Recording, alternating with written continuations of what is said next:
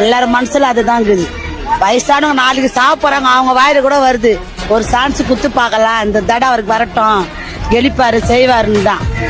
எவ்வளவு பேர் கழிச்சாங்க, என்னவோ ஆச்சு. ஆனா விஜய் வந்தாருன்னா நல்லதுதான் செய்வாரு, நாட்டுக்கு நல்லது செய்வாரு கண்டிப்பா.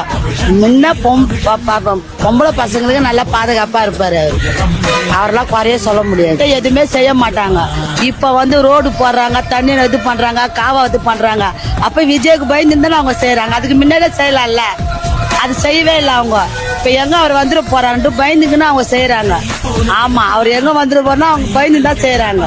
அவங்களுக்கு பயம் தட்டி போச்சு. எல்லாரும் வாயில தான் வருது. இந்த தடவை அவர் வரமாட்டாரு, விஜய் தான் வருவாருன்னு. கண்டிப்பா அவர் வருவாரு.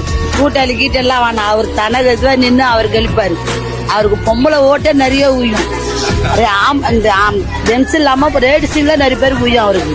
நம்ம குழந்தை கூட அவருக்கு தான் நான் ஓட்டு போடவே இருந்ததுங்க. அப்புறம் என்ன சொல்ல முடியும், ஒண்ணுமே சொல்ல முடியாது.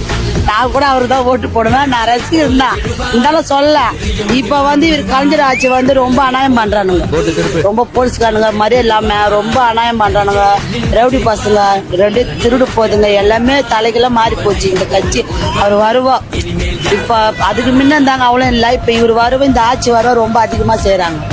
விஜய்க்கு ஒரு சான்ஸ் குத்து பார்க்கணும், யாரா இருந்தாலும் விஜய்க்கு ஓட்டு போடணும். எல்லாரும் மனசுல அதுதான் இருக்குது. வயசானவங்க நாளைக்கு சாப்பிட்றாங்க, அவங்க வாயில கூட வருது. ஒரு சான்ஸ் குத்து பார்க்கலாம், இந்த தடவை அவருக்கு வரட்டும்.